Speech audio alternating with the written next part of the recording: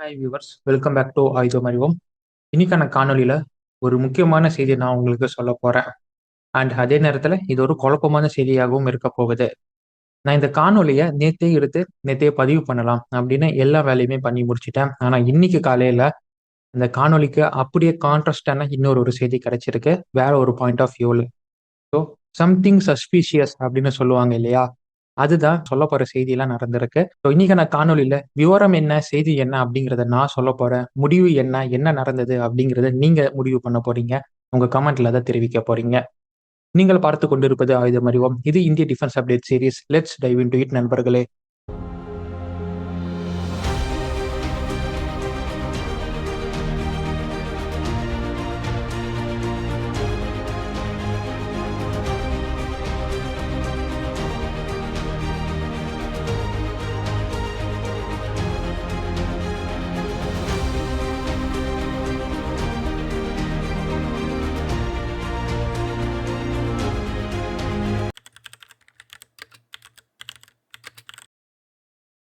Post Galwan clash.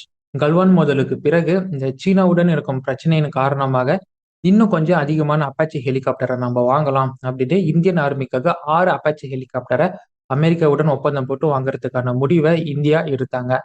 இதன் காரணமாக Boeing நிறுவனத்திடம் 600 மில்லியனை கொடுத்து ஒரு யூனிட்டுக்கு 1 மில்லியன் அப்படிங்கிற விகிதத்துல போயிங் நிறுவனமுடன் கான்ட்ராக்ட் போட்டு 6 அப்பாச்சி ஹெலிகாப்டரை இந்திய ஆர்மிக்கு வாங்குறதுக்கான முடிவு எடுக்கப்பட்டது. அண்ட் இந்த கான்ட்ராக்ட் 2020 ஃபைனலைஸ் ஆனது. ஸோ அப்பவே சொன்னாங்க போயிங் நிறுவனம், எங்களால் இப்போதைக்கு தர முடியாது, 2024 உங்களுக்கு கண்டிப்பா கிடைக்கும் அப்படின்னு சொன்னாங்க. அது முதல் 3 யூனிட்டை சேர்த்து ஃபர்ஸ்ட் பேட்சாக உங்களுக்கு 2024 தரோம் அப்படின்னாங்க. ஓகே, அதே ஒரு டிலே தான், இருந்தாலும் வேற வழி இல்லை, வி நீட் அப்படிங்கிறதுக்காக நம்ம வாங்குறோம். அண்ட் இந்த டைம் பீரியட் இப்ப நான் சொல்லிட்டு இருக்கிறேன் பாத்தீங்களா, இந்த 2020 24 அப்படிங்கிற பீரியட்ல தான் நம்மளோட எல்சிஹெச் பிரச்சாந்த் அப்படிங்கிற லைட் அட்டாக் ஹெலிகாப்டரும் உருவாக்கிட்டு இருந்தது. ஸோ சாலிடா ஒரு அட்டாக் ஹெலிகாப்டர் நம்ம கிட்ட இல்ல, இருக்கிறது ஒன்னே ஒண்ணுதான், அது அமெரிக்கா கிட்ட இருந்து இந்தியன் ஏர்ஃபோர்ஸுக்கான வாங்கின அப்பாச்சி ஹெலிகாப்டர் தான். ஸோ வேற வழி இல்லாம தான் மீண்டும் டிலே ஆனாலும் பரவாயில்லன்னு நம்ம அப்பாச்சி ஹெலிகாப்டரை போயிங் நிறுவனத்திடமிருந்து வாங்குறதுக்கான முடிவை மேற்கொண்டோம். அதன்படி 2024 நமக்கு கிடைக்க இருக்கும் அப்படின்னு நம்ம நினைச்சிட்டு இருந்தோம். அப்ப போயிங் நிறுவனம் சொல்றாங்க,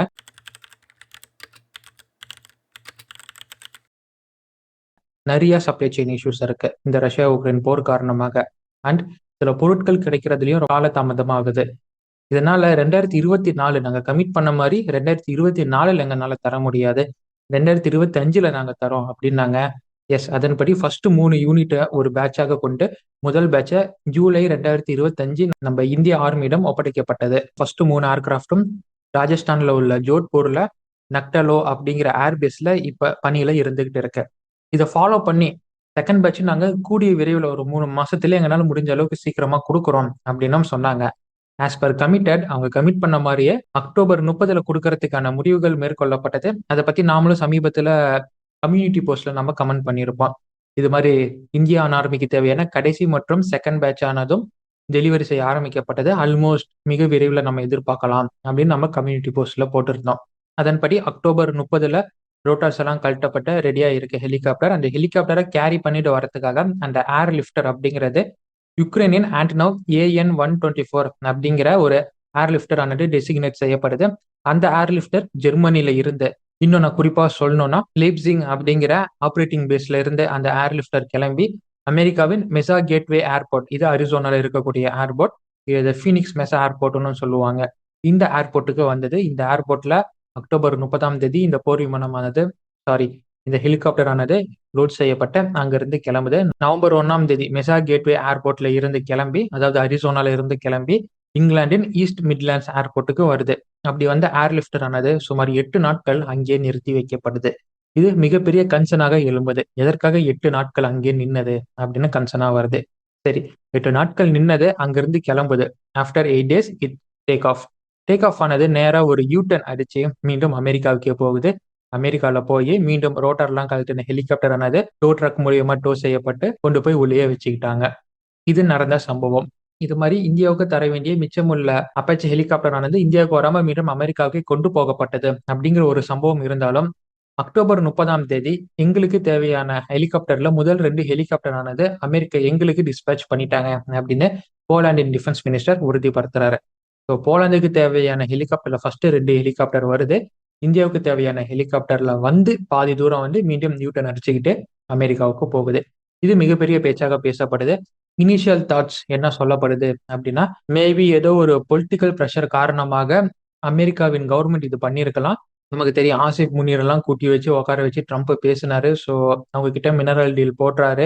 அண்ட் அங்க ஒரு பிட்காயின் அப்படிங்கிற பிசினஸ் ட்ரம்பின் ஃபேமிலி ரிலேட்டிவ்ஸ் மெம்பர்ஸால வச்சு நடத்தப்படுது. ஸோ பாகிஸ்தானுக்கு ஆதரவாக செயல்படும் விதமாக இந்த ஒரு முடிவு எடுக்கப்பட்டிருக்கும். அண்ட் அவங்க சோக் பண்றாங்க. அதே மாதிரி இந்தியா ரஷ்யா மற்றும் உக்ரைன் போர்ல நியூட்ரலா இருக்கு. நம்ம சொல்றது படி கேட்க மாட்டேங்கிறாங்க. ஒரு பக்கம் டேரிஃப் ஏத்துறாங்க, இன்னொரு பக்கம் இது மாதிரி ஒரு ப்ரெஷரை போடலாம் அப்படின்னு போடுறாங்க அப்படின்னு ஒரு பக்கம் சொல்லப்படுது. இந்த 2 கான்ஸ்பிரசி தியரிஸ்க்கு மத்தியில 3வது கான்ஸ்பிரசி தியரிஸ் வருது. இந்தியாவுக்காக ரெடி பண்ணப்பட்ட அப்பாச்சி 64E அப்படிங்கிற வேரியன்ட் ஹெலிகாப்டர்ல ஏதோ ஒரு இஷ்யூ இருக்கலாம். அந்த இஷ்யூ இனிஷியலா கண்டுக்காம விடப்பட்டிருக்கலாம். அண்ட் இங்கிலாந்துல போய் அந்த இஷ்யூவை பார்க்கும்போது அந்த இஷ்யூ பெருசா இருந்திருக்கலாம். அதனால மீண்டும் அந்த போர் விமானங்கள் அந்த ஹெலிகாப்டர் ஆனது அரிசோனாக்கே கொண்டு வரப்பட்டு போயிங்கின் பிளான்ட்ல அது ரிப்பேர் பண்றதுக்காக கொண்டு போகப்பட்டு இருக்கலாம் அப்படிங்கிற ஒரு கான்ஸ்பிரசி தியரிஸ் பேசப்படுது. இன்னொரு கான்ஸ்பிரசி தியரி என்ன சொல்லப்படுதுன்னா, ஆண்டனவ் இது ஒரு உக்ரைனியன் ஏர்லிஃப்டர் அப்படின்னு சொன்னேன் இல்லையா? மேபி இந்த ஏர்லிஃப்டருக்கான இன்சூரன்ஸ் அண்ட் இந்த ஏர்லிஃப்டருக்கான பேப்பர்ஸ், இந்த ஏர்லிஃப்டர் இந்த ஹெலிகாப்டரை கொண்டு போகிறதுக்கான கிளியரன்ஸ் பேப்பர்ஸ் அமெரிக்கால இருந்து ஒரு ஆயுதங்கள் வெளியில போகணும்னா கிளியரன்ஸ் பேப்பர் கண்டிப்பா இருக்கணும். இது மாதிரி பேப்பர்ஸ்ல டாக்குமெண்ட்ஸ்ல சில பஞ்சாயத்து ஏற்பட்டிருக்கும் காரணத்தினால ஏர்லிஃப்டர் மீண்டும் அமெரிக்காவுக்கே கொண்டு வரப்பட்டது அப்படின்னும் சொல்லப்படுது. இதற்கு மத்தியில போயிங்கின் ஸ்போக்ஸ் பர்சன் இடமே கேட்கப்படுது. அவர் என்ன சொல்றாருன்னா, லாஜிஸ்டிக்கல் இஷ்யூ எங்களுக்கு இருக்கு, இந்தியாவுக்கு எங்கனால கொண்டு வர முடியல, இந்த லாஜிஸ்டிக்கல் இஷ்யூல நாங்க ஒர்க் பண்ணிட்டு இருக்கிறோம். ஸோ ஒன்ஸ் லாஜிஸ்டிக்கல் இஷ்யூ சரியா போச்சுன்னா நாங்க இந்தியாவிற்கு அந்த ஹெலிகாப்டர்களை தருவோம் அப்படின்னு சொல்லியிருக்கிறாரு. இதுதான் இனிஷியலா நடந்த செய்திகளா வந்தது. அண்ட் இதுக்கு தொடர்ந்து ஃபாலோ அப்பா இன்னொரு செய்தி வருது. இல்ல டர்க்கி தான் இதற்கு காரணம் அப்படின்னு மிகப்பெரிய குண்டை போடுறாங்க.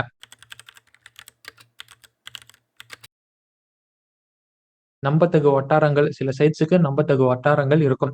அந்த வட்டாரங்கள் இருந்து ஒரு முக்கிய நபர், பேர் சொல்ல விரும்பாத நபர், அவர் இது மாதிரி டர்க்கி தான் காரணம், டர்க்கினாலதான் கை நழுவி போயிருச்சு அப்படின்னு சொல்லியிருக்கிறாரு. ஏன் டர்க்கி காரணம் அப்படின்னு போனோம்னா, இந்த ஆண்டனோவுடைய ரூட் அப்படிங்கிறது அமெரிக்கால இருந்து பிரிட்டன்ல இருந்து டர்க்கி வழியாக வந்து டர்க்கில இருந்து இந்தியாவுக்கு வரதாக இருந்தது. இந்த ரூட் அப்படின்னு பாத்தீங்கன்னா எனக்கே நிறைய சந்தேகங்கள் இருக்கு மை டிஃபரன்ஸ், என்னால கிளியர் பண்ண முடியல. இருந்தாலும் நான் சொல்றேன் ஃபர்ஸ்ட். இது மாதிரி டர்க்கில இருந்து இந்தியாவுக்கு வர வேண்டியதா இருந்தது. ஆனா இந்த போஸ்ட் ஆபரேஷன் சிந்தூருக்கு பிறகு டர்க்கிக்கும் நமக்கும் பயங்கர மோதல். ஒரு பக்கம் டர்க்கில இருந்து இந்தியன் ஏர்போர்ட்ஸை மேனேஜ் பண்ணக்கூடிய சில கன்சல்டன்ஸ், சில கம்பெனிஸ் அவங்கள எல்லாமே வேணாம் நீ கிளம்பு அப்படின்னு சொன்னோம். அதன் பிறகு அவங்களோட நேஷனல் டேவை இந்தியாவில் இருக்கும் டர்க்கி எம்பசில செலிப்ரேட் பண்ணும்போது இந்தியர்கள் யாரும் கலந்து கொள்ளல, இந்தியா ஸ்கிப் பண்ணிட்டாங்க அப்படின்னு இருந்தது. அண்ட் முக்கியமா இந்தியா விமானங்களானது டர்க்கியின் ரூட்டை பயன்படுத்துவதை கம்ப்ளீட்டா தவிர்த்துட்டாங்க. இதனால டர்க்கிக்கு வர வேண்டிய ரெவென்யூ அப்படிங்கிறது பல மடங்கு அடி வாங்குச்சு. ஆல்ரெடி இப்போ அவங்க வந்து ஏற்கனவே ஒரு கிரைசிஸ்ல இருக்கிறாங்க. வெளியில வரலைனாலும் டர்க்கியின் கிரைசிஸ், எக்கனாமிக்கல் கிரைசிஸ். அண்ட் இந்தியாவை காட்டிலும் பல மடங்கு எக்கனாமில பின்தங்கிய நாடு தான் டர்க்கி. அண்ட் இந்தியா கிட்ட இருந்து வர வேண்டிய அந்த முக்கிய ரெவன்யூ, ஒரு ஃபிளைட் டர்க்கி ஏர் ஸ்பேஸை பயன்படுத்தி போகுதுன்னா அவங்க டர்க்கிக்கு கட்ட வேண்டிய பணம் அவங்களுக்கு கிடைக்காம இருக்கு. இதெல்லாம் அவங்களுக்கு ஒரு காண்டா இருக்கும் காரணத்தினால எஸ்சிஓல டர்க்கியை நம்ம சேர்த்திக்க வீட்டோ பண்ணதா இருக்கட்டும், யூஎன்ல பர்மனன்ட் மெம்பர் ஆக விடாம தடுக்கிறதா இருக்கட்டும், அண்ட் யூஎன்ஜிஎல் எப்பயுமே காஷ்மீர் அவங்க பேசுறதா இருக்கட்டும், அதற்கு நாம பதிலடி கொடுக்கறதா இருக்கட்டும் அப்படின்னு ஒரு மோதல் போக்காவே போயிட்டு இருந்தது. போஸ்ட் சிந்தூர் ஆபரேஷனுக்கு பிறகு ரொம்ப தடாலடியா போக ஆரம்பிச்சுது. அண்ட் கம்ப்ளீட்டா பாகிஸ்தானுக்கு அவங்க சப்போர்ட் பண்ண ஆரம்பிச்சுட்டாங்க. ஸோ இதன் காரணமாக குறிப்பா இந்த ஏர் ஸ்பேஸ் பயன்படுத்தக்கூடாது அப்படிங்கிற காரணத்தினால டர்க்கி இந்த ஆண்டனோவை அவங்க ஏர் ஸ்பேஸ் பயன்படுத்த விடாம தடுத்திருக்கலாம். அதன் காரணமாக தான் 8 நாளும் அங்க நின்னது. நவம்பர் 1ல இருந்து நவம்பர் 8 வரையும் அங்க நின்னது. பிகாஸ் டர்க்கி ஏர் கிளியரன்ஸ் கொடுக்கல அப்படின்னு சொல்லப்படுது. சரி, ஓகே, டர்க்கி ஏர் கிளியரன்ஸ் கொடுக்கல, வேற ரூட்டே இல்லையா அப்படின்னு கேட்டா வை நாட்? கிரீஸ்ல இருந்து சைப்ரஸை பிடிச்சி இஸ்ரேலை பிடிச்சி மிடில் ஈஸ்ட் வழியா நம்ம இந்தியாவுக்குள்ள வர முடியும். ஐரோப்பிய நாடுகள் வழியாகவும் நம்மளால மிடில் ஈஸ்டை கனெக்ட் பண்ணி நம்மளால வர முடியும். பட் அவங்க எந்த ஒரு ஆல்டர்னேட் ரூட்டும் எடுக்கல. கம்ப்ளீட்டா டர்க்கி கொடுக்கலையா, டர்க்கி கொடுக்கலப்பா, நான் திரும்பி வந்துடுறப்பா அப்படிங்கிற மாதிரி இவங்க வந்திருக்கிறாங்க. ஒருவேளை போயிங்கின் ஸ்போக்ஸ் பர்சன் அவர்கள் எங்களுக்கு லாஜிஸ்டிக்கல் இஷ்யூ இருக்குன்னு சொன்னாரா என்னன்னு தெரியல. லாஜிஸ்டிக் இஷ்யூ இருந்ததுன்னா அதற்கு ரீரூட் ஆல்டர்னேட் பார்ட் அப்படிங்கிறது இருக்கு.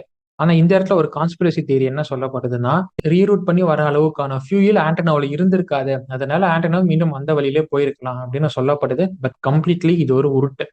இந்த கான்ஸ்பிரசி தியரி அப்படிங்கிறது ஒரு உருட்டு. ஏன்னா அவங்க நினைச்சாங்கன்னா ஏதாச்சும் ஒரு மிடில் ஈஸ்ட்லயோ இல்ல ஏதாச்சும் ஒரு ஐரோப்பிய யூனியன்லயோ அவங்களால ரீஃபியூல் பண்ணி இந்தியாவுக்கு தர முடியும். தரல. தராததுக்கு ஒரு சாக்காக டர்க்கி உங்களுக்கு அமைஞ்சுக்கிட்டாங்க போல இருக்கு. அதை வச்சு இவங்க விளையாடுறாங்க. ஸோ இப்போதைக்கு நமக்கு கிடைக்க வேண்டிய 3 அப்பாச்சி ஹெலிகாப்டர் அப்படிங்கிறது இட்ஸ் ரெடி. பட் இன்னும் நம்ம கைக்கு வரல. காரணம் டர்க்கின்னு அமெரிக்கா சொல்றாங்க, அந்த சில ஊடகங்கள் சொல்றாங்க. ஒருவேளை டர்க்கி மேல பிளேம் போட்டுட்டு அமெரிக்கா இந்த வேலையை பண்றாங்களா அப்படின்னு எனக்கு ஒரு பர்சனலா ஒரு கன்சர்ன்ஸ் இருக்கு. சரி, இன்னொரு செய்தி உங்களுக்கு சொல்லட்டுமா? இது பாருங்க, ரொம்ப கான்ட்ராஸ்டா உங்களுக்கு இருக்கும். 2015 இந்தியா மற்றும் டாடா அட்வான்ஸ் சிஸ்டம் லிமிடெட் டிஐஎஸ்எலுக்கு இடையே ஒரு அண்டர்ஸ்டாண்டிங் வந்து டிபிஏஎல் அப்படிங்கிறது ஒன்று உருவாகுது. டாடா போயிங் ஏரோஸ்பேஸ் லிமிடெட் அப்படின்னு ஒன்று உருவாகுது. அதன்படி அப்பாச்சி அட்டாக் ஹெலிகாப்டருடைய ஃபியூசலாஜிக்கு குளோபல் சப்ளையரா இந்தியாவின் ஹைதராபாத்ல இருக்கக்கூடிய இந்த டிபிஏஎல் தான் இருக்கு. இங்க இருந்து தான் இந்த முக்கியமான ஃபியூசலாஜ், அதாவது ஃபியூசலாஜ்னா ஒன்றும் இல்லை, பாடியானது கட்டமைக்கப்பட்டு அரிசோனால இருக்கக்கூடிய போயிங்கின் முக்கிய ஃபேக்டரிக்கு போய் அங்க எல்லாமே பார்ட்ஸ் ஃபிட் செய்யப்பட்டு அதர் திங்ஸ் எல்லாமே ஃபிட் செய்யப்பட்டு அண்ட் ஃபைனல் ப்ராடக்டா அங்கிருந்து வெளியே போகுது. இது 2025 இருந்து நடந்துட்டு இருக்கக்கூடிய ப்ராசஸ். இது ஸ்டில் இட்ஸ் ஆன் கோயிங். இந்தியாவின் அப்பச்சிக்கும் இங்க இருந்து தான் பாடி போகுது. மற்ற நாடுகளுடைய ஆர்டருக்கும் இங்க இருந்து தான் பாடி போகுது. ஈவன் யூஎஸ்க்கு தேவையான பாடி கூட ஹைதராபாத்ல இருந்து தான் வெளியில போகுது. இப்போ என் கேள்வி என்னன்னா, இந்தியாவின் ஹைதராபாத்ல இருந்து ஃபியூசலாஜ் அரிசோனாவின் போயிங்க்கு போகும்போது அங்க இருந்து ஏன் இங்க இந்தியாவுக்கு வரத்துக்கு தாமதம் ஆகுது? ரூட் இல்ல, லாஜிஸ்டிக்கல் இஷ்யூ அப்படின்னு சொல்றாங்க. இங்க இருந்தும் போகக்கூடாது, அங்க இருந்தும் வரக்கூடாது. அப்பதானே அது ஒரு ப்ராப்பரான லாஜிஸ்டிக் இஷ்யூவா இருக்கும். ஆனா இங்க இருந்து போகுது, அங்க இருந்து வரலாம் அப்படிங்கிறது எந்த வகையில எடுத்துக்கிறது? இப்போதைக்கு கேட்டா டர்க்கி பக்கம் பிளேம தூக்கி போட்டு வச்சிருக்கிறாங்க. இது உண்மையிலுமே நம்பத்தகு விஷயமா இருக்கா அப்படிங்கறத நீங்க சொல்லுங்க. இந்த கன்ஃபியூஷனை பத்தி நீங்க என்ன நினைக்கிறீங்க? நீங்க பல பேருடைய காணொலியை பார்ப்பீங்க, அந்த பல ஐடியாக்கள் உங்களுக்கு இருக்கும். So, உங்களுடைய கருத்துக்கள் என்ன அப்படிங்கறத கமெண்ட்ல தெரிவிங்க. இது போக பல செய்திகளையும் இது போன்ற பல இன்ட்ரெஸ்டிங்கான மற்றும் கன்ஃபியூஸ்டு நியூஸ்களையும் தெரிந்து கொள்ள ஆயுதம் அறிவும் அப்படிங்கிற நம்ம சேனலை ஃபாலோ பண்ணிக்கோங்க. Until it's signing off from ஆயுதம் அறிவும், and stay tuned for next video, my dear friends. நன்றி, வணக்கம்.